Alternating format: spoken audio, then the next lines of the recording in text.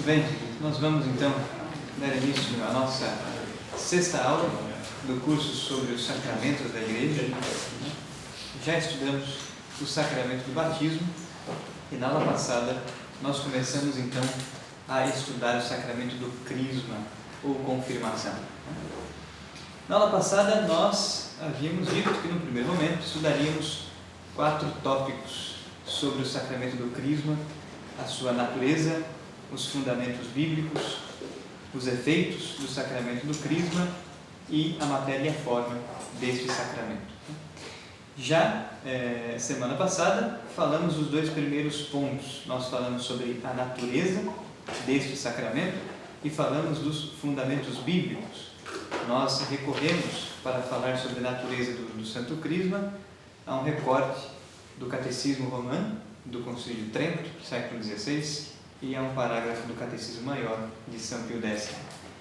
Para que possamos nos recordar, eu vou ler novamente este parágrafo muito importante deste Catecismo, que explica o que é o Santo Crisma.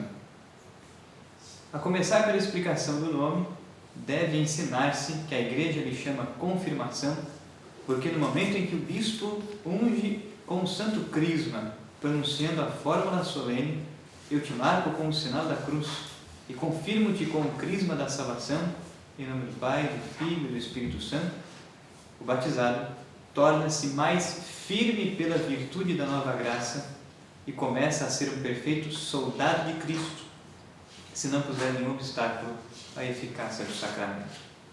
Então nós vimos que o crisma ou confirmação nos fortalece na graça batismal, nos torna discípulos mais íntimos de Cristo, soldados de Cristo, para que possamos viver e defender a fé. Depois disso, na aula passada, nós falamos de 2 fundamentos bíblicos sobre este sacramento. Nós analisamos o texto de Atos dos Apóstolos, capítulo 2, versículos de 1 a 4, Pentecostes. Falamos um pouco sobre a graça de Pentecostes. Dissemos que em cada celebração do crisma acontece um Pentecostes na vida da pessoa. E nós fomos também a um texto do livro do profeta Isaías, capítulo 11, versículos de 1 a 3, onde o profeta enumera os 7 dons do Espírito Santo. Lemos o texto na versão da Bíblia de Jerusalém, depois nós fomos à Vulgata, e ali nós vimos então os 7 dons. Hoje nós vamos partir, no início desta aula, do terceiro tópico, então, dos 4 que havíamos enunciado. Nós vamos falar agora sobre os efeitos do sacramento do crisma, ou seja, a graça que nos é dada por meio da celebração deste sacramento. Qual é, então, a principal graça ou o principal efeito do sacramento do crisma?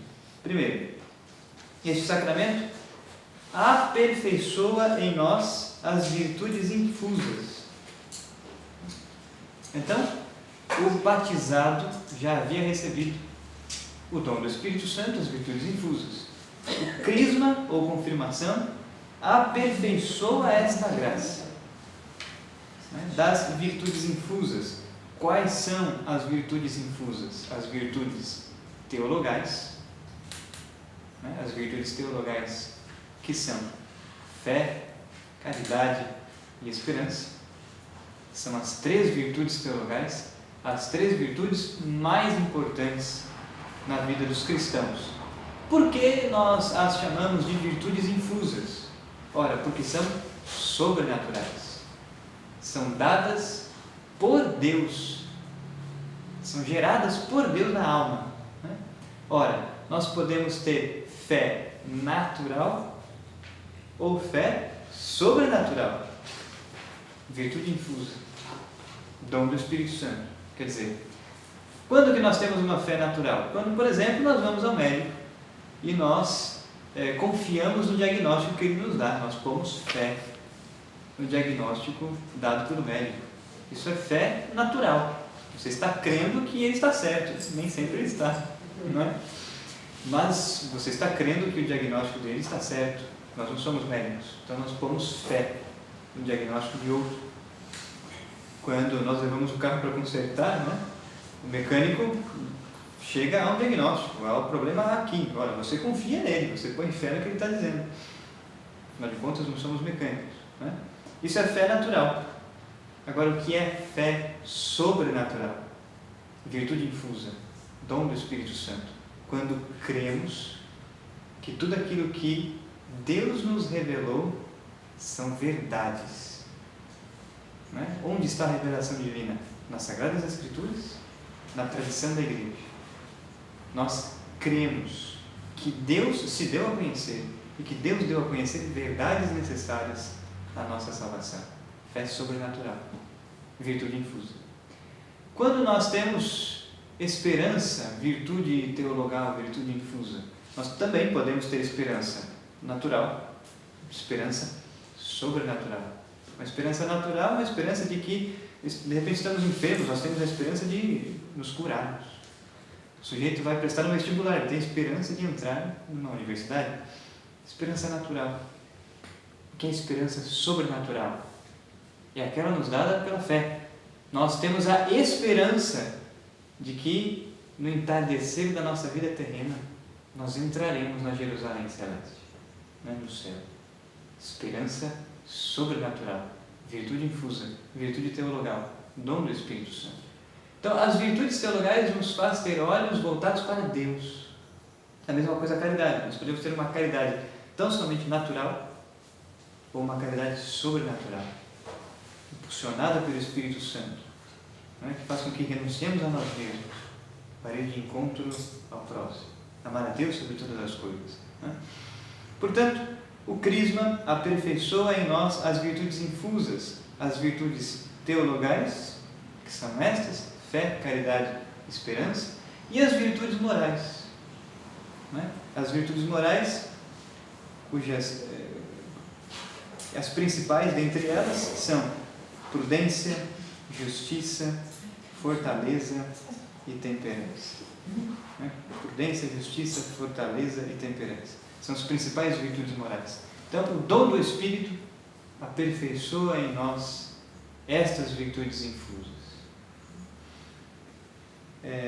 Além disso, também é efeito do sacramento do Crisma nos conferir os dons do Espírito Santo.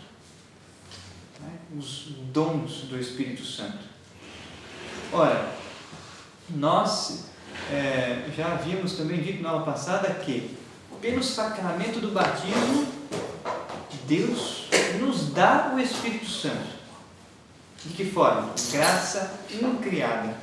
Ou seja, o Espírito Santo se faz morada na nossa alma. O Espírito Santo faz morada em nossa alma, habita em nós, nos tornamos filhos de Deus, templos vivos do Espírito Santo. Graça incriada. Pelo sacramento do Crisma, além desta graça incriada, nós recebemos a graça criada, ou seja, Deus derrama sobre nós os dons do Espírito Santo. Nós vamos entender o que eles são. Né?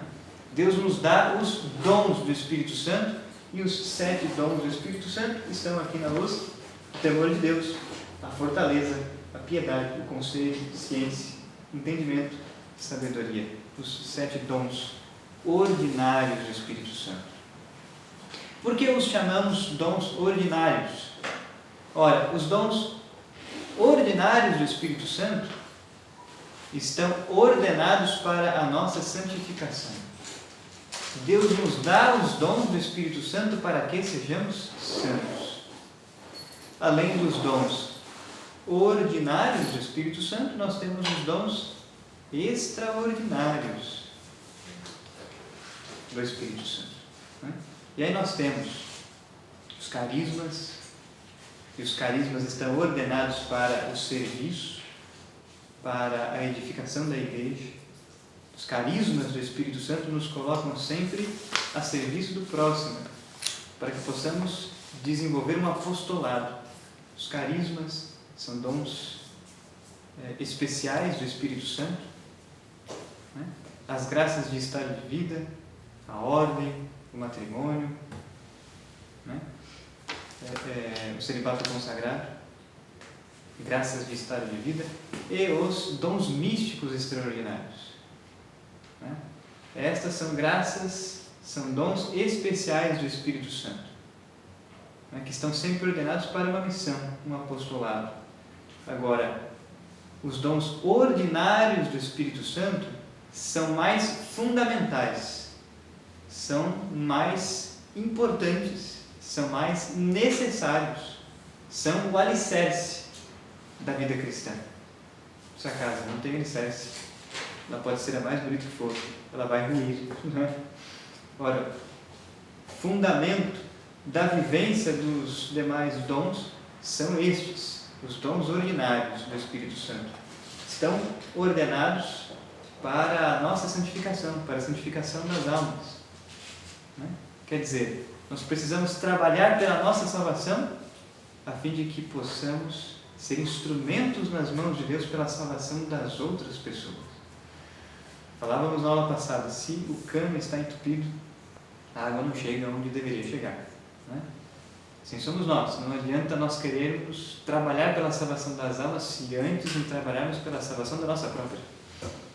Né? Senão seremos instrumentos nas mãos de Deus, né? Instrumentos quebrados, instrumentos que não funcionam. Né? Os dons ordinários do Espírito Santo estão voltados então para a nossa santificação, né? Para a nossa salvação. Deus nos dá estes dons para isso. Então, a graça do sacramento do Crisma aperfeiçoa em nós as virtudes infusas, nos confere os dons do Espírito Santo, para quê? Para que possamos viver a fé, para que possamos viver o Evangelho, para que possamos testemunhar com a nossa vida e com a nossa voz este Evangelho. Né? Viver, sermos santos e defender esta mesma fé. Né? Defender a fé perante todos aqueles aos quais o Senhor nos enviar. Pois bem, nós então agora vamos estudar cada um destes dons do Espírito Santo. Nós vamos estudar a natureza destes dons, o conceito, né, o que são estes dons do Espírito Santo.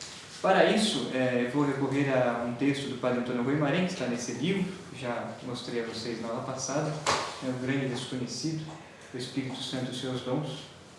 Esse é um livro publicado pela BAC. O texto que foi enviado a vocês pelo WhatsApp hoje e também está no Drive é a tradução de alguns recortes desse livro, do Padre Antônio Guimarães. Então, primeiro, falemos sobre a natureza, o que são os dons do Espírito Santo em geral, né? O que é comum a cada um deles, o que são os dons do Espírito Santo. Diz o Padre Antônio Guimarães, na página 95 do seu livro: em sentido amplo, tudo quanto temos recebido de Deus são dons do Espírito Santo. Então, se entendermos a palavra dom em um sentido amplo, ora, tudo é graça, tudo é dom do Espírito Santo. Deus nos deu a vida, Deus nos deu a criação, né?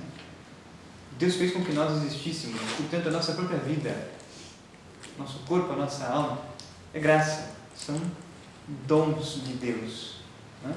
Mas, em sentido próprio, né, num sentido estrito, o que são os dons do Espírito Santo?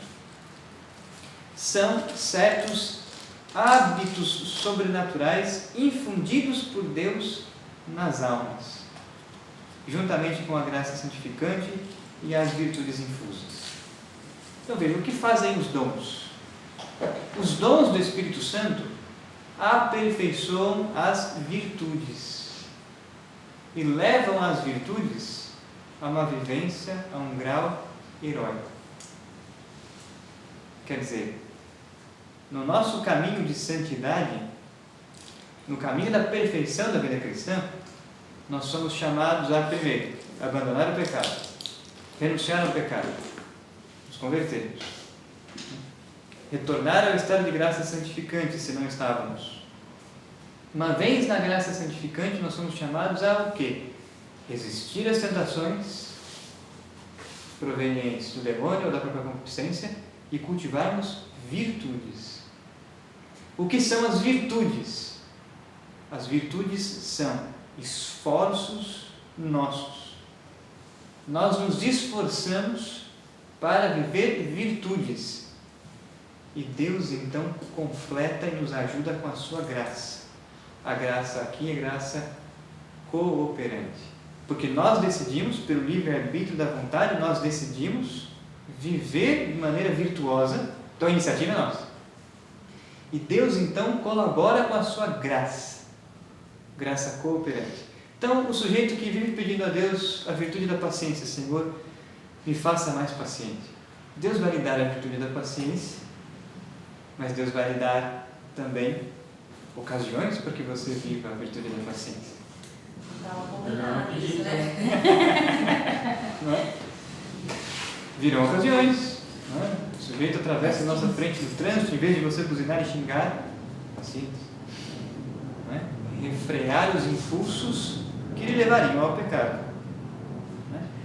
Então, as ocasiões que Deus nos dá para que vivamos virtudes, por isso que São Paulo vai dizer, tudo concorre para o bem daqueles que amam a Deus. Todas as contrariedades da vida são oportunidades para que cresçamos na prática das virtudes cristãs, sejam elas teologais, sejam elas morais. Diante de um parente querido que morreu, e a gente sente a dor da morte, mas a virtude da esperança nos faz ficar firmes. Rezar por esta pessoa, ter fé. Então, as virtudes teologais, as virtudes morais nos sustentam, mas as virtudes, a natureza das virtudes, o que elas são? As virtudes são iniciativa nossa. Não é? E Deus, então, nos ajuda com a sua graça para que possamos vivê-las. Então, é graça cooperante. Deus coopera conosco, mas nós temos que dar o primeiro passo. Entende? E a impressão que eu tenho, assim, quanto mais a pessoa se aprofunda nas virtudes, mais vem o teste, né? Sim. Mais pesado. Sim. É o que diz o Eclesiástico, né? Queres servir a Deus? Prepara-te para as provações. Uhum.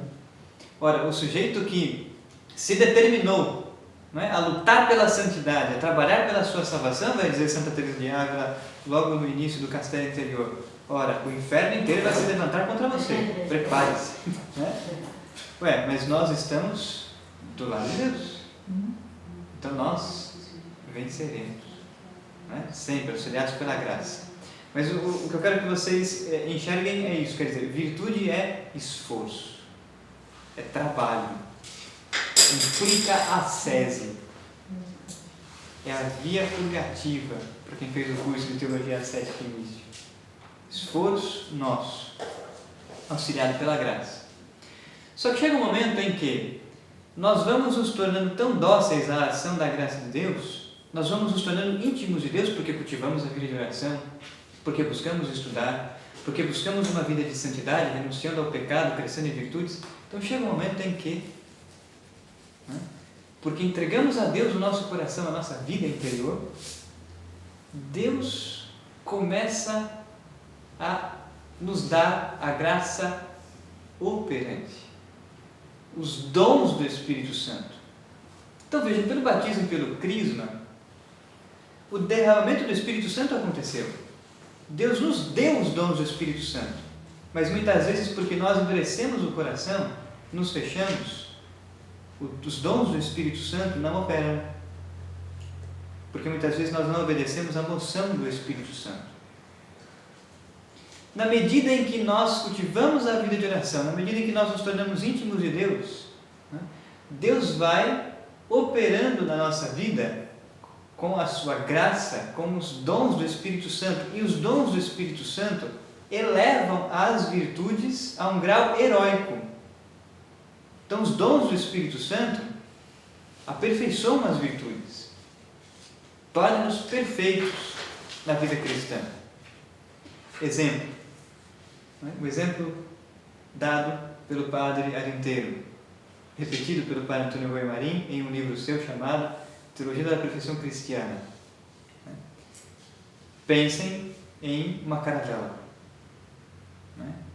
A caravela pode singrar os mares de duas formas diferentes. Ou você coloca as pessoas para remar, e com o esforço de remar, a caravela avança. Os remos são as virtudes, esforço nosso, auxiliado pela graça, graça cooperante. Agora, a caravela também pode avançar quando nós estendemos as velas e permitimos com que o vento impulsione a caravela, sem o esforço dos remos. Ora, quando se estende as velas da embarcação, isto é permitir com que Deus nos mova pelo vento, pelo sopro do Espírito Santo. E o vento, o sopro do Espírito Santo, o impulso do Espírito Santo são os seus dons. E aqui é graça operante. Porque nós, pelo livre-arbítrio da vontade, permitimos que Deus seja livre para agir na nossa vida. Deus nos dá a graça operante. Então, os dons do Espírito Santo começam a atuar, a operar na nossa vida. Deus sopra o vento impetuoso do Espírito Santo e impulsiona a caravela a avançar, e ela avança muito mais. Só que isso não é de uma hora para outra.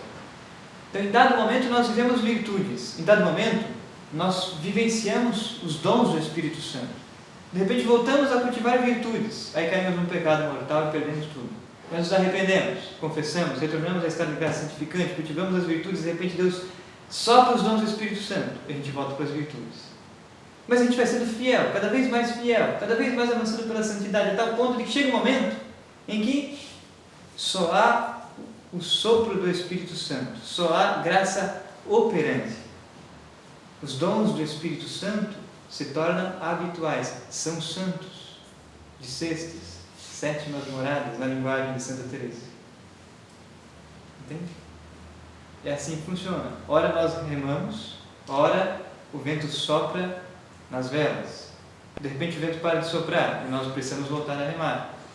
Mas quanto mais vamos sendo fiéis a Deus, mais o vento sopra, a tal ponto de que vai chegar um momento da nossa vida, se nós correspondermos com a graça divina, que só o vento sopra. Exemplo, o dom da piedade. O dom da piedade, vamos ver, aperfeiçoa a virtude da religião. O que é a virtude da religião? Ora, é você dar a Deus o que é de Deus. Então, pela virtude da religião, nós separamos um momento do nosso dia para rezar, por exemplo. Isso é virtude da religião. Então, você estabeleceu um projeto pessoal de vida, vou parar para rezar das 19 às 19h30. Vou rezar o terço. Enfim, você determinou aquele momento para rezar. Virtude. Virtude por quê? Porque é esforço seu, auxiliado pela graça. Agora, quanto mais íntimo de Deus nós vamos nos tornando, chega uma hora em que o dom da piedade, o vento do Espírito Santo sopra sobre as velas, e pelo dom da piedade, Deus mesmo nos move à oração. Nós estamos no trabalho, nós estamos andando pela rua, nós estamos no centro de São Paulo, naquela confusão, e de repente nós somos movidos pela graça a rezar. E nós rezamos, nós buscamos a Deus, a nossa mente se eleva para buscar a Deus na oração. Isso é dom da piedade. É Deus, a iniciativa é divina. Nas virtudes, a iniciativa é nossa. Nos dons, a iniciativa é de Deus. Por isso que o Padre Antônio Rui Marinho está dizendo aqui que os dons do Espírito Santo são certos hábitos sobrenaturais infundidos por Deus nas almas. As virtudes são hábitos. As virtudes são hábitos bons.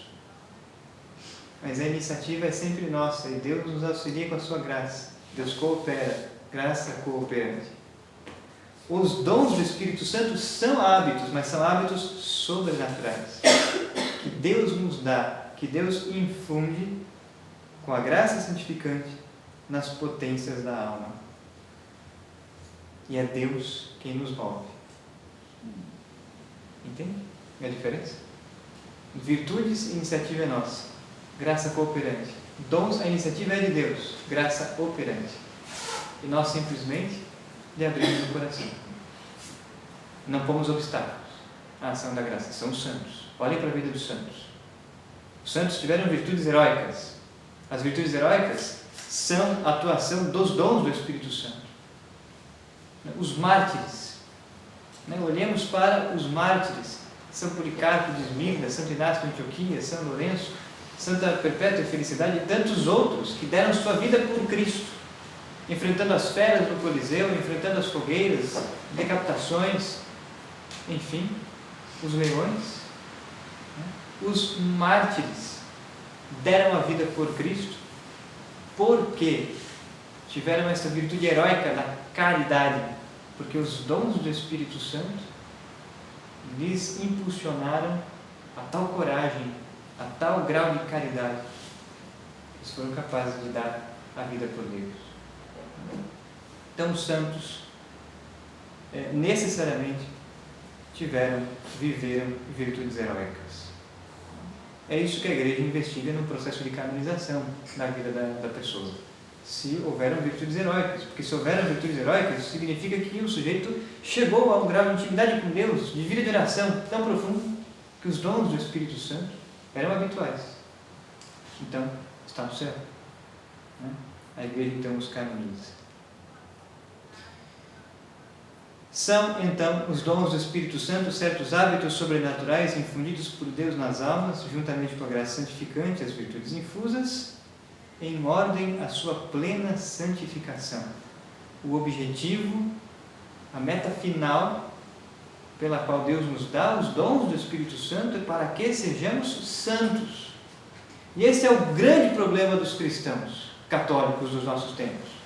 Muitos querem ser católicos, muitos querem frequentar a missa e tudo mais, mas não querem abandonar a vida de pecado.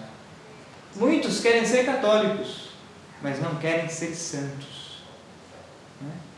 Nós precisamos querer, desejar, trabalhar ardentemente para que sejamos santos. Porque só vai entrar no céu os que forem santos. Sede santos como o vosso Pai do céu é santo. Vai repetir o apóstolo Pedro na sua carta. Para sermos santos é necessário romper definitivamente com o pecado, cultivar uma vida de oração concreta, viver virtudes, pedir a Deus os dons do Espírito Santo. Pois bem, na página 98, um pouco mais à frente, o Padre Antônio Rui Marinho nos dá uma outra definição dos dons do Espírito Santo, que também está lá naquele PDF, foi traduzido. Ele diz: os dons do Espírito Santo são hábitos sobrenaturais infundidos por Deus nas potências da alma, para receber e realizar com facilidade as moções do próprio Espírito Santo, de modo divino ou sobre-humano. Então, os dons do Espírito Santo são hábitos, como as virtudes são hábitos. Mas os dons são hábitos sobrenaturais, dados por Deus, graça operante. E Deus nos dá estes dons, infunde em nossas almas estes dons, para que nós possamos receber e realizar com facilidade as moções do Espírito Santo, para que possamos obedecer à voz de Deus, para que nas diversas situações da nossa vida nós possamos fazer a vontade de Deus. E fazer a vontade de Deus de modo divino, de modo sobre-humano. Então a graça de Deus é sobrenatural. A graça de Deus é dada na nossa natureza, mas ela não vem da nossa natureza, ela vem de Deus. A graça divina é sobrenatural e nos santifica. Muito bem. Então, isto é o que os dons do Espírito Santo têm em comum. Todos os dons do Espírito Santo são hábitos sobrenaturais infundidos por Deus na alma. Agora falemos de cada um dos dons em particular, começando pelo dom do temor de Deus. O que é, então, o dom do temor de Deus? O Padre Antônio... Só uma coisa. Se a graça... fiquei pensando agora na alma. Sim. Se a alma é o princípio, né? Desde o princípio a gente tem o dom, tem a graça, essa graça dos dons, não é a graça dos dons. Ao mesmo tempo que a gente recebe a alma, a gente já está recebendo a graça. Graças ou não? Depende de qual graça, né? Então vamos lá. Ficou para mim muito assim. Até então, às vezes eu confundi o que é virtude e o que é graça. Agora já entendi. Certo. Mas agora ficou a coisa da alma, né? Quanto a graça vem. Certo. Então vamos lá. É assim. O sujeito nasceu. Ainda não é batizado. Né? A graça de Deus atua na vida dele? Sim. Né? O sujeito nasceu, não foi batizado, cresceu, tornou-se adulto, enfim. A graça de Deus age na vida dele? Age. Qual graça? As graças atuais. Certo? O que é graça atual? A graça atual é a ação de Deus que ilumina a nossa inteligência, fortalece a nossa vontade. Isso é graça atual. Tá? As graças atuais compõem aquilo que Santo Tomás chama de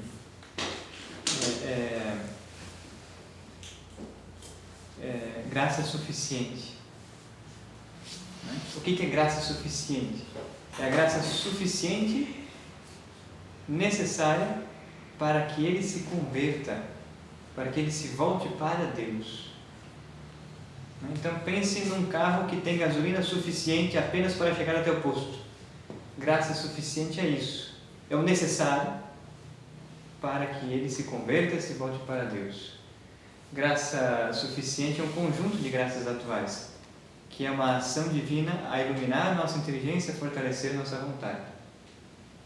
Então, o sujeito que nasceu não foi batizado ainda, Deus está presente na vida dele? Sim. De que maneira? Ontológica. Deus lhe sustenta no ser.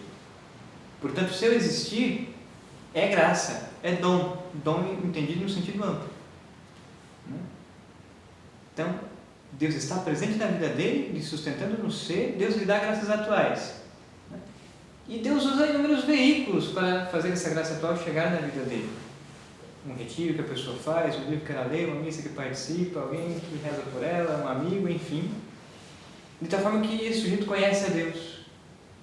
E Deus não cessa, enquanto estamos vivos, de nos dar graças atuais a todos. Porque Deus quer a nossa salvação. Se o sujeito corresponde à graça atual e pede à igreja o batismo, então, além da presença ontológica divina, nós temos uma presença filial. A presença de Deus quanto à graça, agora a graça santificante. Graça santificante é a amizade com Deus, é a comunhão com Deus. E aí todas as graças batismais, do pacote, que já estudamos. Além dessa graça santificante, Deus continua dando graças atuais, agora muito mais graças atuais, para que esse sujeito cresça na graça e no mérito. Tá? Entende? E enquanto o sujeito está na graça santificante, ele é chamado a cultivar virtudes, renunciar cada vez mais ao pecado e cultivar virtudes.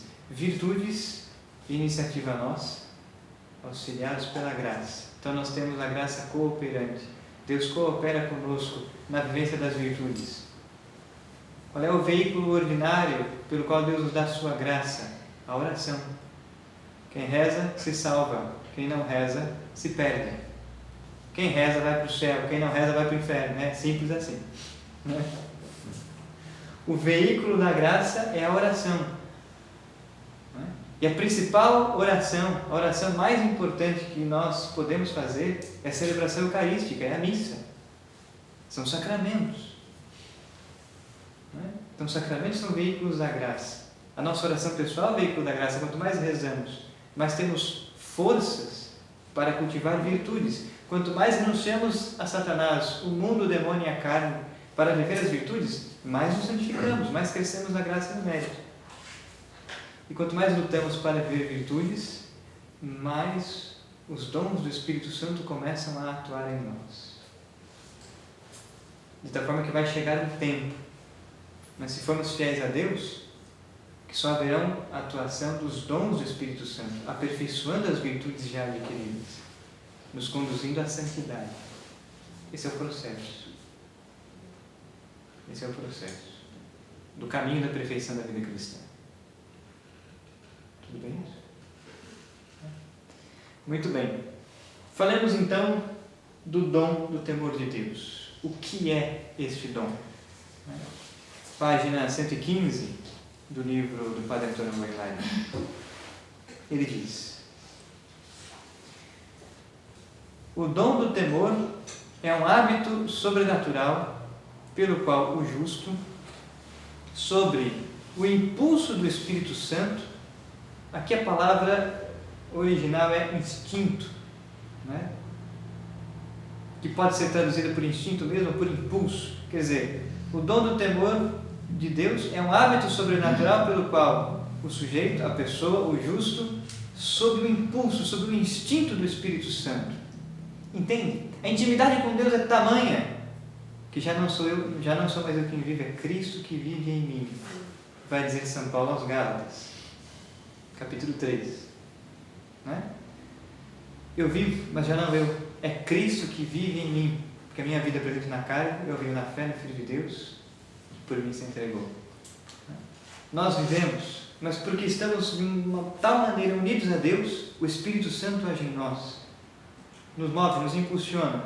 Então nós agimos por instinto, por impulso, por moção do Espírito Santo. E o que o dom do temor de Deus nos faz? Ora, é um hábito sobrenatural pelo qual o sujeito, sob o impulso do Espírito Santo e dominado por um sentimento reverencial para com a majestade divina, adquire docilidade especial para apartar-se do pecado e submeter-se totalmente à divina vontade.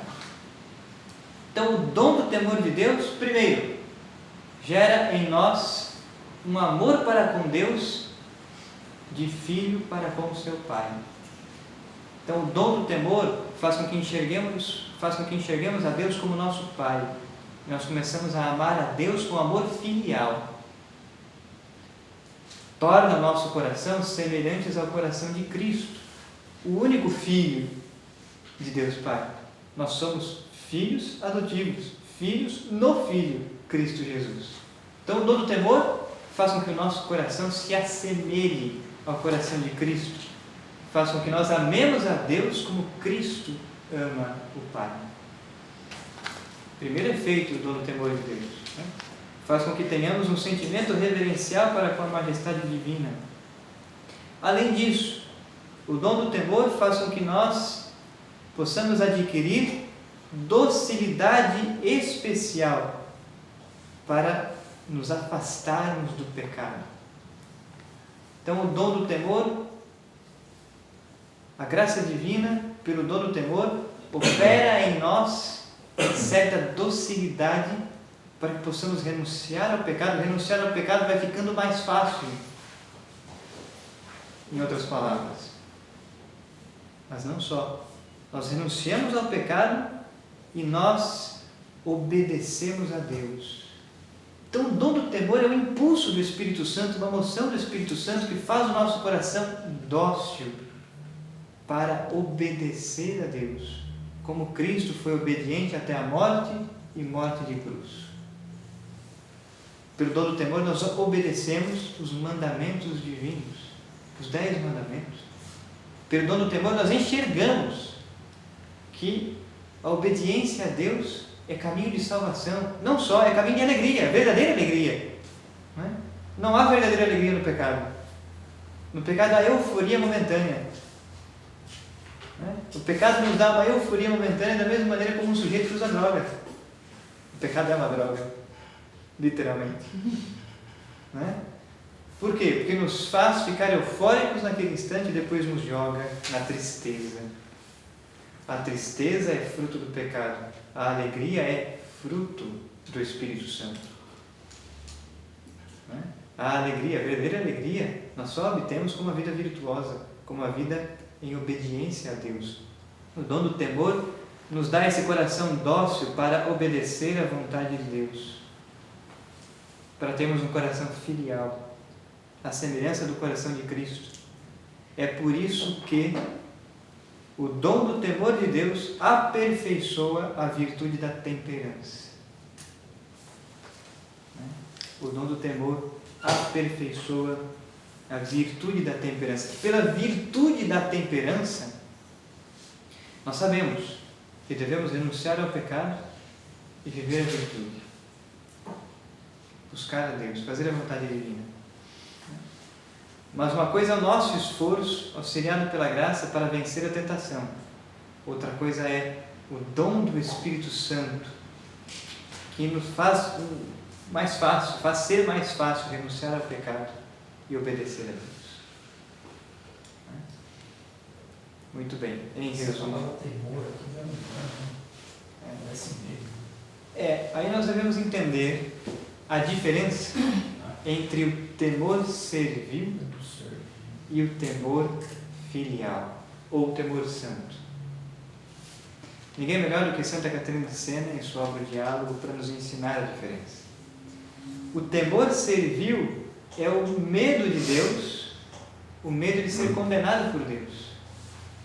Então, no início da nossa caminhada de vida cristã, nós temos um medo de Deus, nós temos um temor servil. É um medo de pecar porque eu não quero ir para o inferno. É um medo de pecar porque eu não quero perder o céu. Isso é uma coisa. Isso já é alguma coisa. Já ajuda. Né? O medo do inferno já ajuda. Né? Mas não é a perfeição. A perfeição, o temor perfeito, o temor santo, o temor filial. Por quê? Porque aqui é o medo de ofender a Deus por amor a Deus. É como um respeito? Sim, não. É um certo respeito, mas é mais que isso. É o temor santo, é uma reverência à majestade divina. Quer dizer, nós tememos pecar por amor a Deus. No temor servil ainda existe egoísmo, porque a gente quer algo em troca. Não quer ir para o inferno, quer ir para o céu, o que já é alguma coisa. Não é de todo ruim. Exatamente, não é de todo ruim. É o começo. Mas é uma barganha com Deus. Agora, o temor santo, o temor filial, é o medo de pecar por amor a Deus. Então, se a gente começa a amar a Deus, é não querer ofender a Deus, pelo contrário, querer glorificar a Deus com a sua vida, com as suas ações, com as suas palavras. Aquele que alcançou o temor santo já não tem mais medo de ser condenado, porque sabe que vai entrar no céu. Tem certeza da salvação. Assim são os santos. Os santos não tinham a menor dúvida de que entrariam na Jerusalém Celeste. Prova disso é Santa Teresinha. Santa Teresinha, no final da vida dela, tinha absoluta certeza de que entraria no céu. A ponto de dizer para sua irmã, Madre Inês, olha, guarde as minhas roupas e os restos porque virão procurar. Ela tinha certeza absoluta de que entraria no céu. Os santos têm certeza absoluta. Por isso que os santos desejam a morte. Como Santa Teresa de Ávila, a Teresona, né? A Teresinha Teresona. Quer dizer, Teresa de Ávila, né? Num dos seus poemas, ela canta e reza: morro porque não morro, e tão alta vida espero, vivo sem viver em mim. Né? Quer dizer, morro, sofro porque não morro. Quisera eu morrer para me encontrar com Deus. Né? Vivo sem viver em mim, e tão alta vida espero. Que morro porque não morro, vivo sem viver.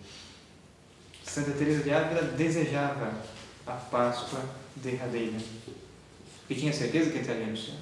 Por isso que a morte dos santos é um evento glorioso, não triste. Nós muitas vezes pensamos na morte como algo triste. Quer na nossa morte, quando nós pensamos na nossa morte, faz bem pensar na nossa morte, quer quando nós pensamos na morte das pessoas que amamos. Não é?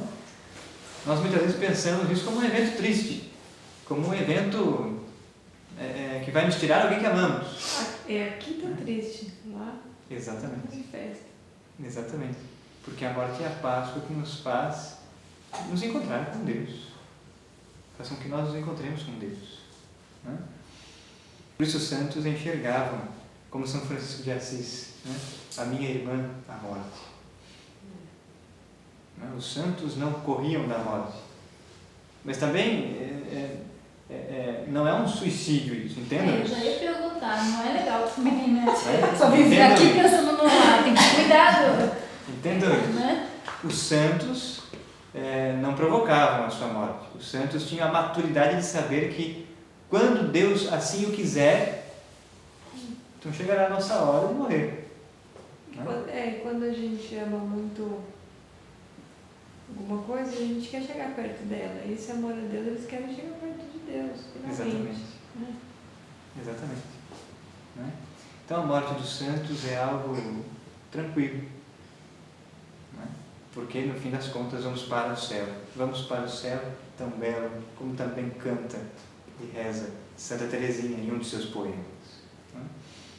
O dom do temor, então, é o temor santo, o temor filial, né? Que nos faz amar a Deus, obedecer a Deus, ter um coração de filho, semelhante ao coração do Cristo.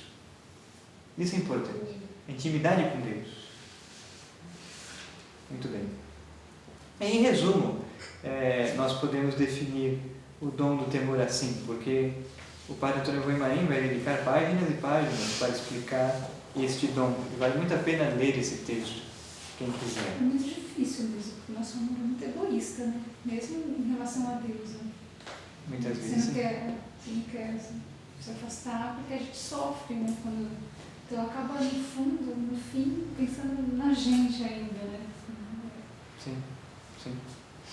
Muitas vezes, e justamente, para Santa Catarina de Sena, nessa obra, o diálogo, é muito claro que o caminho da perfeição da vida cristã é um constante mortificar o egoísmo. Uma constante mortificação do egoísmo. Santa Catarina de Sena vai nos dizer, até chegarmos à perfeição cristã. Mas os dons, parece que só alcança os santos, então, todos esses dons, é isso? Então, os santos, eles vivenciaram os dons do Espírito Santo de maneira habitual, constante. O vento não deixa de soprar nas velas da caravela. Nós provamos dos dons do Espírito Santo, não de maneira habitual, de maneira inconstante. Muitas vezes nós remamos, outras vezes nós vivenciamos os dons. Percebemos que Deus nos fala, percebemos que Deus age no nosso interior, na nossa vida interior. Agora, quem não cultiva a vida interior nunca vai perceber isso em si.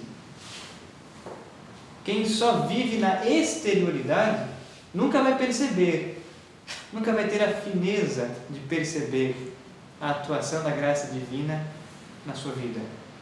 Não consegue. Quem só vive a exterioridade, quem busca a realização, a alegria, a vida feliz no mundo, nos prazeres do mundo, fora de si, nunca vai perceber a atuação da graça. Agora, quem cultiva a vida interior, quem busca a Deus, quem tem uma vida de oração séria, quem tem uma vida de oração séria, quem olha para dentro de si e procura se conhecer em Deus, quem cultiva a vida interior começa a perceber a atuação da graça de Deus na sua vida, de maneira cada vez mais fina, de maneira cada vez mais sutil, de maneira cada vez mais íntima. Deus atua em nós. Deus nos dá a sua graça. Mas só vai perceber a atuação da graça divina quem cultiva a vida interior. Quem não cultiva vai ser muito difícil. Por isso que o Padre Garrigou Lagrange nos ensina em sua obra As Três Idades da Vida Interior que somente uma coisa nos é necessária: o cultivo da vida interior, o cultivo da vida de oração. A todo momento elevar a nossa mente a Deus, ter intimidade com Deus, rezar, buscar a Deus, buscar pensar em Deus, buscar ordenar para Deus todas as nossas vivências do dia a dia, buscar o Santíssimo Sacramento ajoelhar-se diante do Santíssimo Sacramento para rezar, para falar com Deus. Quantos de nós, talvez faça tanto tempo que nós não vamos à igreja, no sacrário, fora do horário de missa? Aqui no mosteiro nós temos uma oportunidade única de vir aqui, sei lá, durante a semana, fora do horário de missa, fora do horário de oração dos monges, e colocar-se na presença de Deus em silêncio, para rezar, para falar a Deus, para conversar com Deus, para fazer a Lexio Divina, para tomar um texto da Assembleia das Escrituras e começar a rezar a partir dele, para apresentar a Deus os seus problemas, para louvá-lo, para adorá-lo, para derramar o seu coração, as suas aflições e chorar na presença de Deus. Para escutar. E para escutar. Isso é ter vida de oração, quer diante do Santíssimo Sacramento, quer na sua casa. Buscar a Deus. Como os patriarcas do Antigo Testamento que subiam a montanha, como Moisés que sobe a Monte Horebe, como o profeta Elias que sobe ao Monte Carmelo, como Cristo que passa noites inteiras em oração no monte. O monte nas Sagradas Escrituras significa isso, um lugar reservado em silêncio para encontrar-se com Deus. Isso é vida interior. Isso é vida de verdade. É buscar a Deus. Quem cultiva a vida interior vai começar a perceber a atuação da graça de Deus na alma, na sua vida. De tal forma que os dons do Espírito Santo atuam em nós de uma maneira não habitual. Ora o vento sopra, ora para de soprar. Ora o vento sopra, ora o vento para de soprar. Mas se nós correspondermos à graça divina, mais constantemente os dons do Espírito Santo vão atuar em nós. Até que chega um ponto, e somos santos, que a graça de Deus não para de agir. É o que São Paulo diz: já não sou mais eu quem vivo, é Cristo que vive em mim. É a graça de Deus que atua em nós, de maneira habitual e constante. E estes são os santos. Então, lá na catequese nos passasse esse temor filial. Eu sou de uma geração que o temor era servil. Nos era ensinado em determinadas atitudes e tudo era porque Deus ia castigar. Então eu fico pensando, como é a catequese atual já para os pequeninos, né? Que riqueza, que seria o quanto podia desenvolver, né, o ser humano se partisse do temor filial. Sim. Né? Eu sei que a igreja teve esse período do temor servil. Eu não entendia em criança, em jovenzinha, como que Deus era tão ruim, porque ele era ruim, tudo ele condenava, tudo ele via, né? E esse despertar para o temor filial parece que não existe um trabalho para isso enquanto catequese. Eu acredito que o ponto de partida é ensinar na catequese a rezar. Ninguém vai amar a Deus se não tiver uma experiência de Deus. Nós devemos proporcionar às crianças, aos adolescentes, uma experiência de Deus, uma experiência de oração. Eu não sei das outras igrejas, mas tanto que no mosteiro minhas filhas fizeram catequese aqui, e hoje eu dou catequese lá na Capela da Ressurreição. E não tem amor servil, o temor servil. É filial. No tempo todo. Então, todo o oratório que funciona lá é bem voltado para essa parte. É por isso que os catequistas são uma figura essencial na igreja. Né? Uma figura importantíssima na igreja. Porque dão este acesso a Deus. Né? Muitas vezes proporcionando às crianças, aos jovens, que tenham uma experiência divina do amor de Deus por eles. Sim. Isso é o mais importante. O sujeito que vai na catequese aprende conteúdos, isso é bom. Mas isso não é só. O sujeito que vai na catequese, além de aprender conteúdos, tem uma experiência de Deus na sua vida, uma experiência do amor de Deus por ele, jamais abandona a igreja. Pelo testemunho. Sim, sim. Exatamente, por inúmeros veículos, né? Pelos retiros, pela oração, pelo testemunho dos catequistas. Elas têm vontade de Elas têm ficar vontade ali, de ver a elas não querem ir vontade sendo embora. aplicada. Exatamente. Porque Deus conquista, Deus nos conquista. Sim, e elas já vão criando amizades desde dali. Sim, sim. E foi por isso que a igreja adquiriu essa má fama, vamos dizer assim, de que ela fundamenta o patriarcado. Todo movimento feminista se baseia nisso. Todo. Eles dizem que existe um patriarcado que impõe, então faz com que a mulher tenha que se libertar desse patriarcado. Por quê? Porque era visto como servil. E as mulheres agora usam isso no movimento feminista. Sim. Contra, não só contra a igreja, mas a extensão da igreja, que é a família. Então a figura do patriarcado, o pai na família, é estendido também à família. Essa mesma imagem. De fato. Aí aconteceu esse problema seríssimo que nós estamos passando agora. Sim. Mas o antídoto é justamente o amor filial. O amor filial. Muito bem. As famílias começarem a colocar o amor filial, vai existir o verdadeiro amor dos filhos também. E eles vão ver isso nos pais. Sim. Aí acabam esses conflitos. Os conflitos vão acabar naturalmente. Sim. Porque não vai ter mais, mas meu pai não é isso que você está falando. Exatamente. Por experiência dos filhos nessa Por vida. experiência, não, calma aí, isso você está falando de... Você vê muitas mulheres, principalmente as filhas com os pais, tem muito isso. Elas ficam com aquela imagem que o pai é um opressor dentro de casa. Por quê? Porque foi colocado o amor, o temor sobre ele. E cresce depois para você reverter isso, não é brincadeira, né?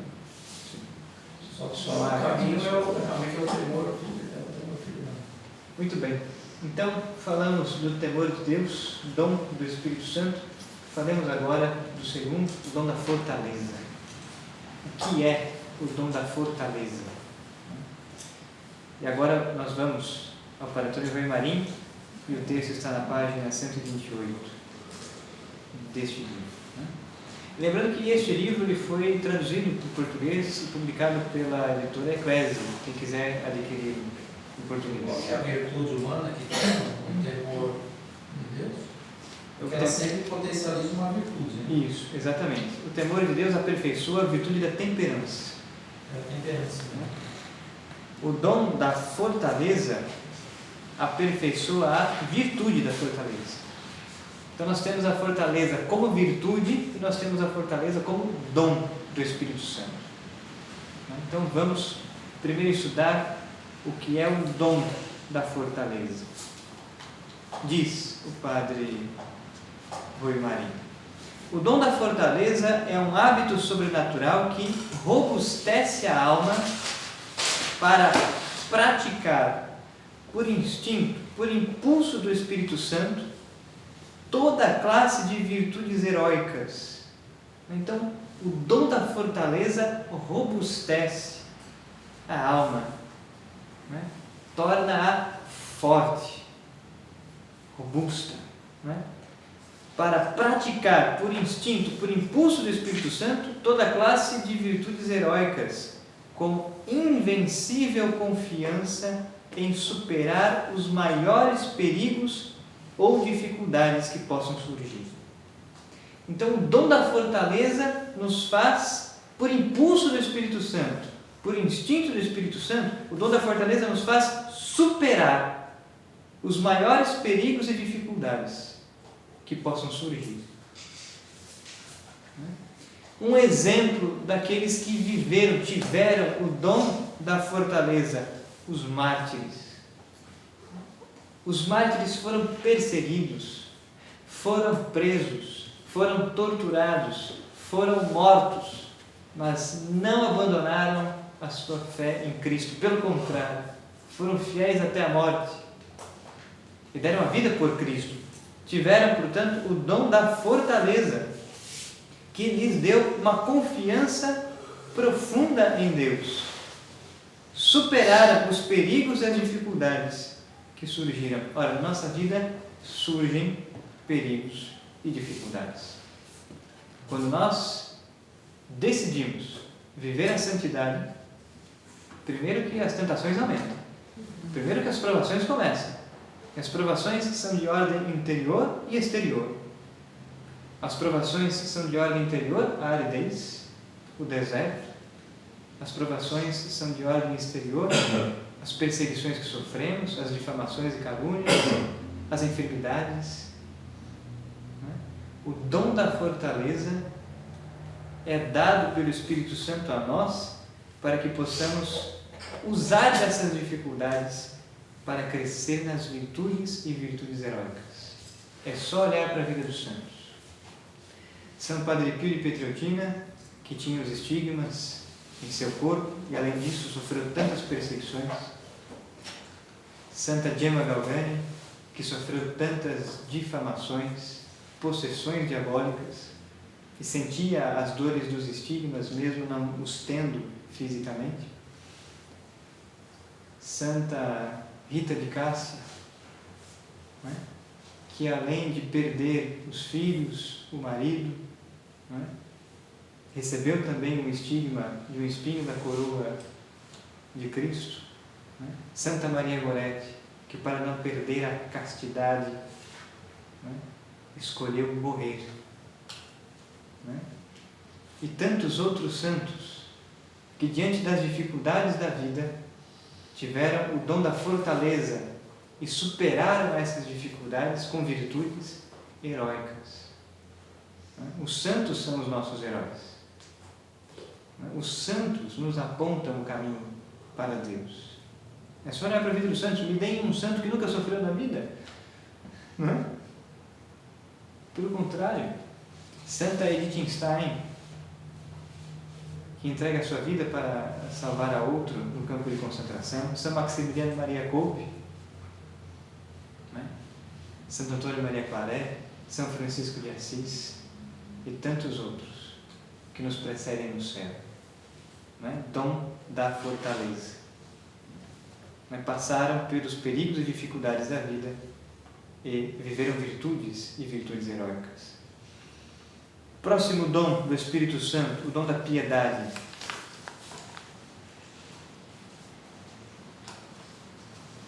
O que é o dom da piedade? Isso é página 142. O dom da piedade é um hábito sobrenatural infundido por Deus com a graça santificante. Então veja, isso se repete na definição de todos os dons. O Padre Antônio Maria não se cansa de repetir isso, quer dizer, o dom da piedade, bem como todos os outros, é um hábito sobrenatural infundido por Deus na alma, com a graça santificante, para excitar em nossa vontade, por instinto do Espírito Santo, um afeto filial para com Deus, considerando-o como Pai, e um sentimento de fraternidade universal para com todos os homens, enquanto nossos irmãos e filhos do mesmo Pai que está nos céus. Então, o dom da piedade nos faz crescer na intimidade com Deus. O dom da piedade faz com que nós estejamos mais unidos a Deus. Este dom aperfeiçoa a virtude da justiça e a virtude da religião. O dom da piedade aperfeiçoa essas duas virtudes, a virtude da justiça e a virtude da religião. Faz com que tenhamos um afeto filial para com Deus, e um sentimento de fraternidade universal. Então, pelo dom da piedade, de novo, nós enxergamos a Deus como Pai, mas nós enxergamos as outras pessoas como nossos irmãos. Então, começamos a amar a Deus e ao próximo. Viver este grande mandamento. Amar a Deus, amar ao próximo. E nós nos unimos mais intimamente a Deus. Então, virtude da religião, aquele exemplo que nós falávamos, Virtude da religião, buscar os sacramentos, buscar uma vida de oração, buscar a Deus. O dom da piedade é estar na presença de Deus constantemente, habitualmente. É estar em oração constantemente, de maneira habitual. Os santos de sétimas moradas, diz Santa Teresa de Ávila, estão na presença de Deus de maneira constante. Jamais deixem de rezar. Aliás, é isso que São Paulo vai dizer na Carta aos Romanos: orai sem cessar. Orar sem cessar é estar na presença de Deus. Muito bem, o próximo, o dom do conselho. O que é o dom do conselho? O dom do conselho é um hábito sobrenatural pelo qual a alma, na graça santificante, sob inspiração do Espírito Santo, intui retamente, nos casos particulares, o que convém fazer em ordem ao fim último sobrenatural. Então veja, pelo dom do conselho, Deus ilumina a nossa alma, Deus ilumina a nossa inteligência, para que possamos intuir, para que possamos conhecer o que nós devemos fazer e qual decisão nós devemos tomar na vida. Diante de decisões difíceis, o que nós devemos fazer é necessário colocar-se em oração. E então pedir a Deus o dom do conselho, para que Deus nos instrua o que devemos fazer a fim de alcançar a vida eterna. Diante de uma escolha da nossa vocação, o sujeito que está discernindo a vocação não sabe ainda se vai ser padre, se vai se casar, se vai ser religioso. Os jovens em geral precisam do dom do conselho. Diante de um namoro que está sendo mal vivido, rezar e pedir a Deus: Senhor, dá-me o dom do conselho, termino ou não termino, caso ou não caso. Diante de uma mudança que nós vamos fazer, diante de um emprego que vamos entrar, enfim, diante das decisões que nós devemos tomar na nossa vida, precisamos pedir a Deus o dom do conselho. O professor, reprova ou não reprova esse aluno? Os pais, de que maneira devo educar os meus filhos? O que devo dizer aos meus filhos? Como instruí-los? Pedir a Deus o dom do conselho. O diretor espiritual que precisa aconselhar um filho espiritual, pedir a Deus o dom do conselho. Um amigo que está vendo o outro se perder no caminho do pecado, precisa antes rezar e pedir a Deus: Senhor, dá-me o dom do conselho para poder instruir corretamente essa pessoa, para poder dizer algo a ela. Dom do conselho nos faz intuir o que convém fazer em ordem à vida eterna. Por isso que o dom do conselho aperfeiçoa as virtudes da prudência e do discernimento. Discernir. Discernir é enxergar o cerne, enxergar de uma maneira mais profunda, colocar-se no lugar do outro, enxergar o coração do outro. Só vai conseguir enxergar o coração do outro quem olhou antes para dentro de si. Discernir, ser prudente, são virtudes que são aperfeiçoadas pelo dom do conselho. É o dom do conselho que muitas vezes nos faz entender o que nós precisamos fazer, mas também como que nos faz entender o que o outro passa, para que possamos, de alguma maneira, ajudá-lo. Dom do conselho. Depois, o dom de ciência. Dar bom conselho. Uma obra de misericórdia espiritual. Exatamente. Uma obra de misericórdia. O dom de ciência, página 163. O que é o dom de ciência? O dom de ciência é um hábito sobrenatural infundido por Deus com a graça santificante, pelo qual a inteligência do homem, sob a ação iluminadora do Espírito Santo, julga retamente das coisas criadas em ordem ao fim último sobrenatural. Então veja, Pelo dom de ciência, o Espírito Santo ilumina a nossa inteligência. Portanto, dom do Espírito Santo, graça agindo na potência da alma, potência da inteligência. Pelo dom de ciência, o Espírito Santo ilumina a nossa inteligência para que possamos julgar, para que possamos emitir um juízo diante das coisas criadas, para usar delas da maneira correta. O dom de ciência nos ilumina para que possamos julgar a melhor maneira de usar as coisas terrenas em ordem à vida eterna. Exemplo, as diversas ciências, a bioética, não é? Os ensinamentos da igreja sobre bioética. O sujeito, o cientista, chegou ao conhecimento de que pode usar células tronco embrionárias para fazer testes, experimentos, enfim. Mas este conhecimento científico dá glória a Deus?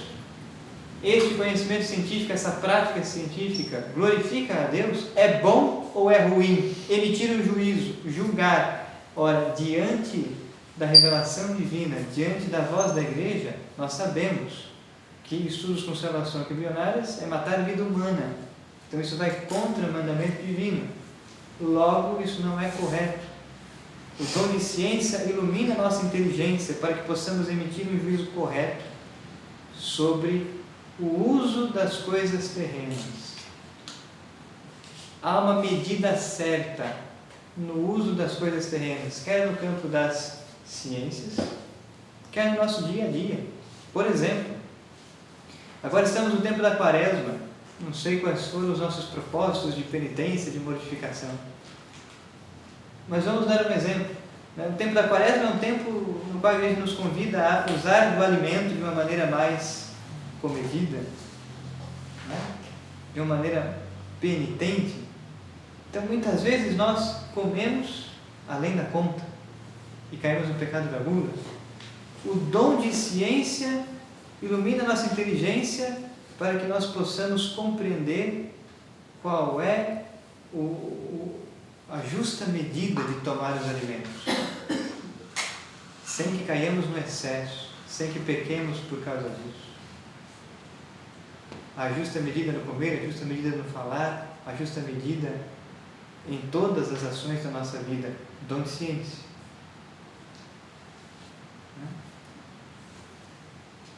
Portanto, este dom aperfeiçoa a virtude da temperança e aperfeiçoa também a fé, na medida em que faz com que nós ordenemos todas as coisas para Deus. Da fé? Da fé, a virtude da fé e a virtude da temperança. São as duas virtudes que este dom aperfeiçoa. O dom de ciência. Falemos sobre o dom do entendimento, o sexto. Então, o que é o dom do entendimento? O dom do entendimento é um hábito sobrenatural infundido por Deus com a graça santificante, pelo qual a inteligência do homem. Então veja, o dom de ciência também ilumina a inteligência, assim como o dom do entendimento. O dom do entendimento também ilumina a inteligência, só que para um fim diferente. O dom do entendimento é uma graça divina pelo qual o Espírito Santo ilumina a inteligência do homem para torná-la apta para uma penetrante intuição das coisas reveladas por Deus e mesmo as coisas naturais, em ordem ao fim último sobrenatural. Então, quem precisa do dom do entendimento? Os teólogos, os filósofos, aqueles que se perguntam sobre Deus, aqueles que buscam a verdade, aqueles que desejam estudar e conhecer a revelação divina. O dom do entendimento é uma iluminação da inteligência humana pela ação do Espírito Santo, para que possamos ter uma inteligência penetrante e intuir as coisas reveladas por Deus, compreender a revelação divina. Se pelo dom de ciência nós compreendíamos de que maneira nós podemos usar da medida certa das coisas terrenas, Pelo dom do entendimento, nós adquirimos uma iluminação divina na inteligência para compreender as verdades reveladas por Deus.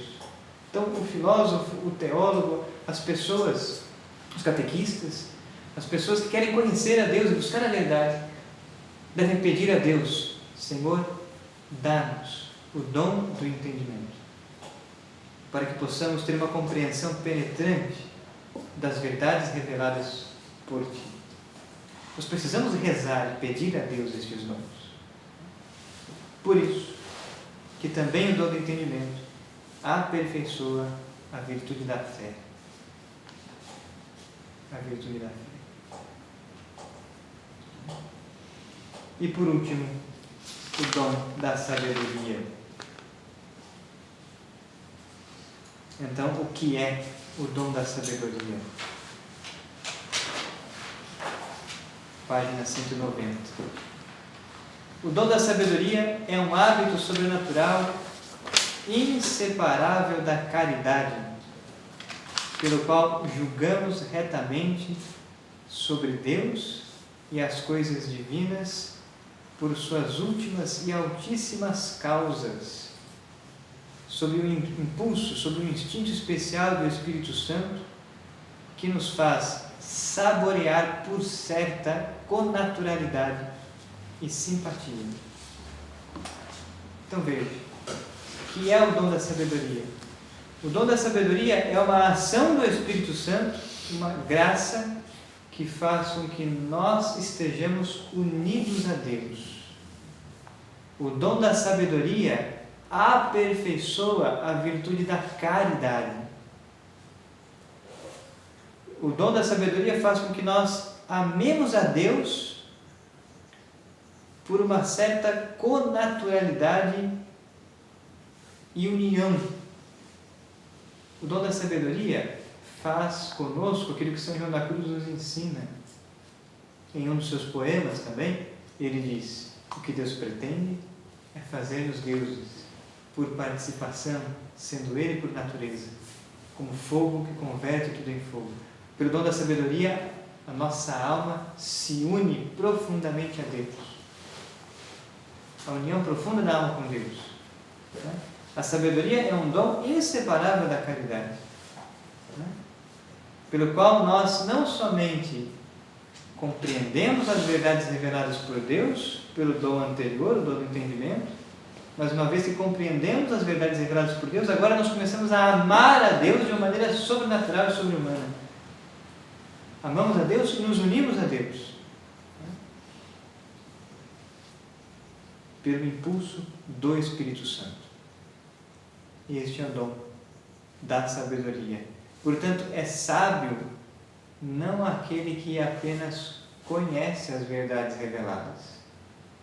É sábio aquele que chegou à união da alma com Deus. É sábio todo aquele que ama a Deus como Deus quer ser amado. E como Deus quer ser amado? O que é amar a Deus? Amar a Deus é ver os seus mandamentos. Amar a Deus é renunciar a si mesmo para fazer a vontade divina. Amar a Deus como Ele quer ser amado é renunciar ao pecado, obedecer aos mandamentos. É viver aquilo que Cristo nos ensina no Evangelho de São João, capítulo 15. Já não vos chamo mais de servos, mas vos chamo de meus amigos.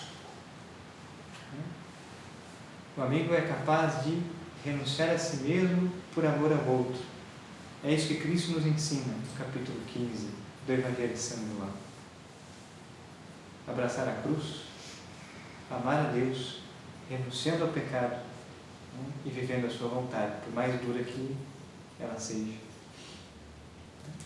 Muito bem. Falamos então um pouco sobre os 7 dons ordinários do Espírito Santo. Sempre fica muito mais por falar do que aquilo que foi dito, mas os convido a ler então este livro, aqueles que quiserem, sobretudo estas explicações dos dons em particular. Entremos agora na 4ª parte, no 4º tópico da nossa introdução ao sacramento do Crisma, e falemos agora sobre a matéria e a forma deste sacramento. nós vamos recorrer a um texto de São Pio X, do seu Catecismo Maior. Esse texto está em PDF no nosso Drive. Eu vou ler os parágrafos 578 ao 581 deste texto, para falarmos sobre a matéria e a forma. Cada um dos sacramentos tem matéria e forma. Falemos então do sacramento do Eucarismo.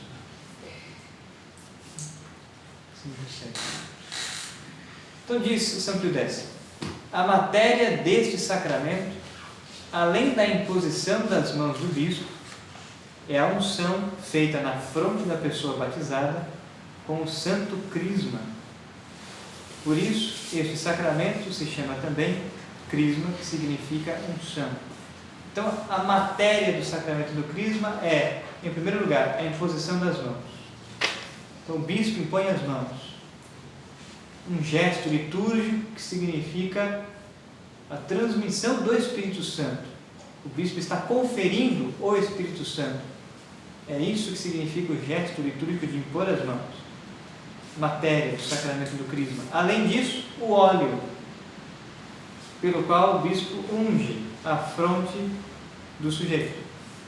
Matéria deste sacramento. O santo crisma, ou seja, o óleo, o santo crisma é óleo de oliveira misturado com bálsamo e consagrado pelo bispo na Quinta-feira Santa. Então, o óleo do crisma é um óleo extraído da oliva, misturado com bálsamo, por isso é um óleo perfumado, e que é abençoado pelo Senhor Bispo na Quinta-feira Santa. Então, em algumas dioceses, o bispo celebra uma missa de manhã, é a missa dos Santos Óleos. E depois, na quinta-feira à noite, começa o Tríduo Pascal, com a instituição da Eucaristia, a missa de instituição da Eucaristia. Em outras dioceses, o Senhor Bispo celebra a missa dos Santos Óleos na quarta-feira da Semana Santa. O importante é que seja celebrada dentro da Semana Santa, a missa dos Santos Óleos, missa na qual se abençoa e se consagra o óleo do crisma, bem como o óleo dos catecúmenos. Muito bem. Neste sacramento, o óleo que se derrama e fortalece significa a abundância da graça que se difunde na alma do cristão para o confirmar na fé. Então, o que significa unção como óleo? Da mesma maneira como o óleo penetra na pele, assim a graça divina penetra na alma, e ilumina esta alma. O bálsamo, que é aromático e preserva da corrupção, significa que o cristão, fortificado por esta graça, é capaz de difundir o bom odor, o bom aroma das virtudes cristãs. É isso que significa o bálsamo. E de preservar-se da corrupção dos vícios. Então, o bálsamo misturado ao óleo significa o quê? No gesto litúrgico. Significa preservar-se da corrupção dos vícios. Quando um corpo morre e apodrece, nós temos o mau odor da corrupção corporal. Não é isso? O mau odor da alma, por analogia, são os vícios, os pecados. Então, este sacramento nos fortalece para que não entremos na corrupção dos vícios e dos pecados, mas para que possamos exalar o bom aroma, o bom odor de Cristo, que são as virtudes. O bom odor da alma, por assim dizer, são as virtudes. Falamos da matéria. Agora, qual é a forma deste sacramento? A forma do sacramento da confirmação é esta. Então, a forma é uma fórmula.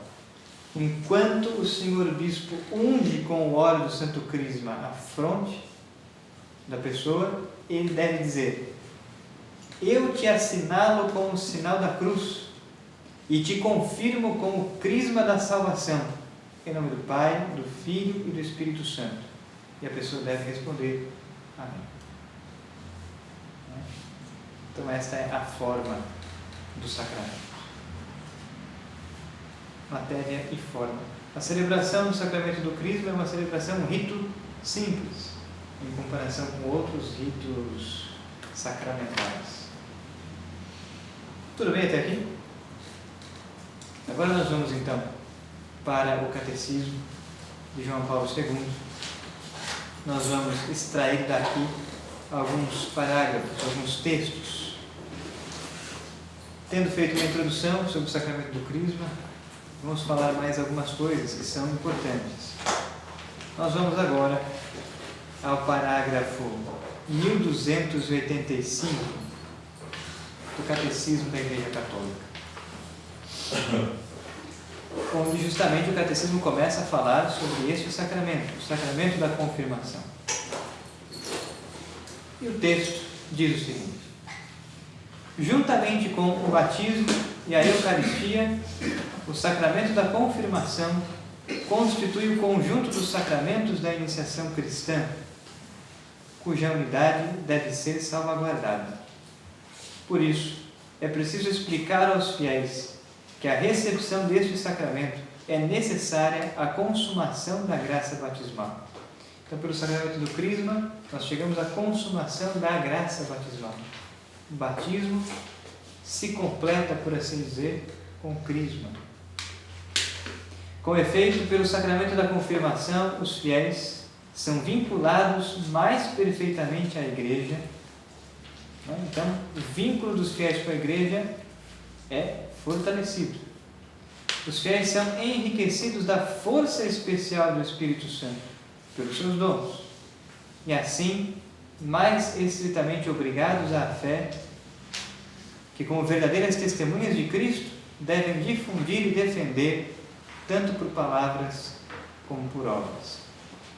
Então, pelo Crisma, nos tornamos testemunhas de Cristo. Nos tornamos apóstolos, por assim dizer. Pelo sacramento do Crisma, recebemos a graça de Deus para viver a missão, o apostolado, viver e defender a fé, anunciar o Cristo, difundir a fé pela vida e pelas obras, pelas palavras. Daqui nós vamos agora ao parágrafo 1297. Nós vamos falar da celebração deste sacramento. Nós vamos pular algumas coisas que nós já enunciamos e vamos falar da celebração do sacramento da confirmação. Parágrafo 1297. Diz o texto: um momento importante que antecede a celebração da confirmação, mas que de certo modo faz parte dela, é a consagração do Santo Crisma. É o bispo que na quinta-feira santa, durante a missa do Crisma, consagra o Santo Crisma para toda a sua diocese. Nas igrejas do Oriente, esta consagração é até reservada ao patriarca. A liturgia de Antioquia exprime assim a epíclese da consagração do Santo Crisma, quer dizer, epíclese, invocação do Espírito Santo sobre os dons apresentados, no caso, o óleo. Então, qual é a oração feita para consagrar os santos óleos? Pai, enviai o vosso Espírito Santo sobre nós e sobre este óleo que está diante de nós, e consagrai-o, a fim de que seja para todos os que forem ungidos e marcados por ele, miron santo, óleo santo, óleo sacerdotal, óleo régio, unção de alegria, a veste da luz, o manto da salvação, o dom espiritual, a santificação das almas e dos corpos, a felicidade imperecível, o selo indelével, o escudo da fé e o capacete terrível contra todas as obras do adversário. Então essa é a oração que é feita pelo bispo, pelo patriarca, para consagrar o óleo na missa dos santos óleos. Quando a confirmação é celebrada em separado do batismo, Não é? Por que o catecismo está dizendo isso? Porque na igreja de rito romano, nós costumamos celebrar esses dois sacramentos em momentos da vida distintos, em celebrações distintas. Então, o sacramento do batismo é celebrado normalmente quando o sujeito ainda é criança. O sacramento do crisma ele é dado numa celebração quando o sujeito se tornou adolescente, jovem. Isso nas igrejas de rito romano, de rito ocidental. Os dois sacramentos são dados em duas celebrações diferentes. Nas igrejas de rito oriental, ligadas ou não a Roma, 3 sacramentos são conferidos numa mesma celebração: o batismo, o crisma e a Eucaristia. São dados mesmo para as crianças que são batizadas. Isto é um rito que ainda se conserva nos nossos tempos na igreja oriental. Na igreja ortodoxa, nas igrejas de rito oriental ligadas à Santa Sé, enfim, se confere o sacramento do batismo, logo depois o sacramento do crisma e logo depois, em seguida, o sacramento da Eucaristia em uma mesma celebração. Mas as crianças são mais velhas, então? Não, as crianças mesmo bebês. Mesmo bebê? A Eucaristia também? É dada a Eucaristia sob a espécie do vinho consagrado, o sangue de Cristo. Nas igrejas de rito oriental é E dado eles podem seguir comungando? Quando crescerem, sim. Vão passar por uma catequese também. Existe catequese na igreja de rito oriental. Mas para que ela se aprofunde nas verdades de fé. Porque o sacramento da Eucaristia já foi conferido, já foi dado. Sim. São só os conceitos, depois. Ela vai aprender O porquê de tudo aquilo. Exatamente. Isso o catecismo vai falar aqui um pouco atrás, no parágrafo 1290. Ele vai explicar as duas tradições, a tradição oriental e a tradição ocidental. Né? Mas ainda no parágrafo 1298, quando a confirmação é celebrada em separado do batismo, como ocorre no rito romano, a liturgia do sacramento começa com a renovação das promessas do batismo e com a profissão de fé dos confirmandos. Então, o sacramento do crisma sempre é celebrado dentro da missa e depois da homilia, o senhor bispo que está presidindo a missa e pode estar co-celebrando com o senhor bispo outros bispos, bispos auxiliares ou sacerdotes. Depois da homilia, o que se faz? Se faz a renovação das promessas do batismo, a renúncia a Satanás e a profissão de fé dos confirmandos.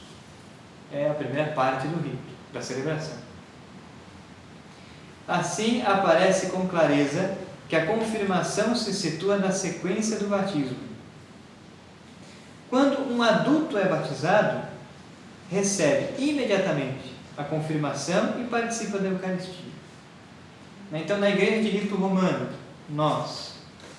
quando a criança é batizada, não é conferido o crisma na mesma celebração. O crisma vai ser conferido depois, na sua juventude, no início da sua juventude. Agora, quando um adulto pede à igreja de batismo, uma vez que ele ainda não foi batizado, numa mesma celebração ele vai ser batizado, crismado e receber a Eucaristia. Na igreja de rito romano. Tá certo? Não sei se alguém aqui já presenciou, já viveu, já participou de uma missa na qual um adulto foi batizado. Sim. É dessa forma. Batismo, crisma e Eucaristia. No rito romano, o bispo estende as mãos sobre o conjunto dos confirmandos, gesto que desde o tempo dos apóstolos é o sinal do dom do Espírito. Então, para a segunda parte da celebração do sacramento do crisma, dentro da missa, o senhor bispo estende as mãos sobre todos aqueles que serão crismados, né? Que é um sinal litúrgico de conferir o Espírito Santo, e o bispo então invoca a efusão do Espírito Santo fazendo esta oração: Deus Todo-Poderoso, Pai de nosso Senhor Jesus Cristo, que pela água e pelo Espírito Santo fizestes renascer estes vossos servos, libertando-os do pecado, enviai-lhes o Espírito Santo Paráclito. Dai-lhes, Senhor, o espírito de sabedoria e inteligência, o espírito de conselho e fortaleza, o espírito de ciência e piedade, e enchei-os do espírito do vosso temor, por Cristo nosso Senhor. Né? Aqui é uma citação do Pontifical Romano, o rito da confirmação.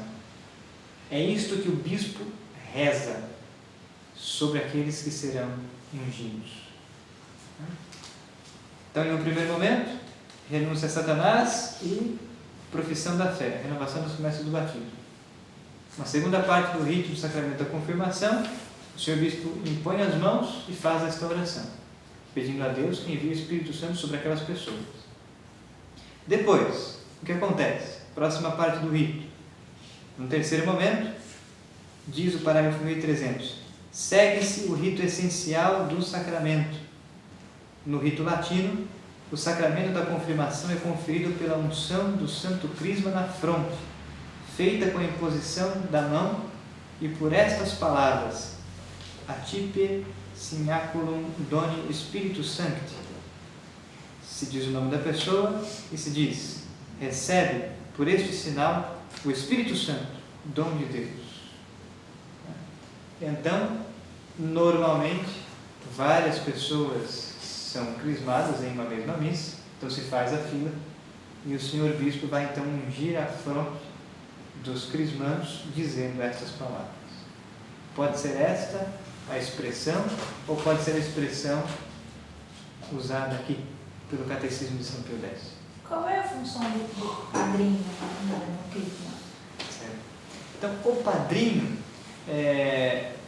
antigamente se pedia que o padrinho do crisma fosse o mesmo do batismo. Hoje a igreja permite que seja uma outra pessoa, né?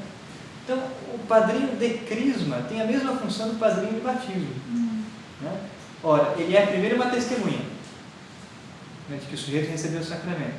Segundo, o padrinho ele é responsável, tem uma responsabilidade espiritual, uma certa paternidade espiritual, de primeiro, rezar para aquela pessoa, de segundo, ajudá-lo a trilhar o caminho da salvação, da santidade, instruindo, exortando quando é necessário,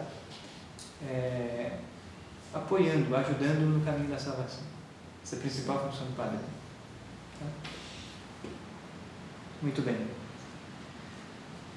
Nas igrejas orientais de rito bizantino, a unção do miron, né, do crisma, faz-se depois de uma oração de epíclese sobre as partes mais significativas do corpo. Então, na igreja de rito oriental, sobretudo de rito bizantino, se unge não apenas a fronte, se unge os olhos, o nariz, os ouvidos, o lábio, o peito, as costas, as mãos e os pés, sendo cada unção acompanhada da fórmula, né? Selo do dom do Espírito Santo.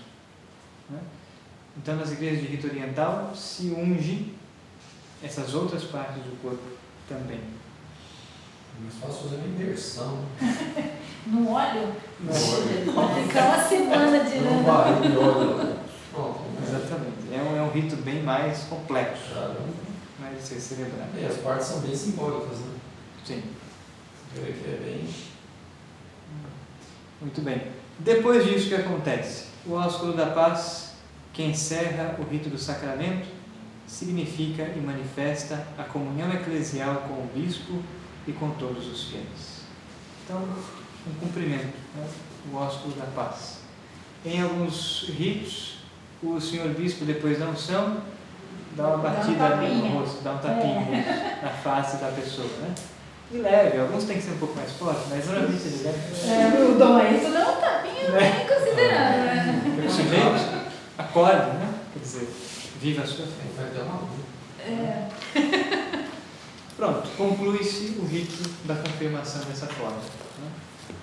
Sempre celebrado dentro do sacramento, dentro da missa. Né? Muito bem.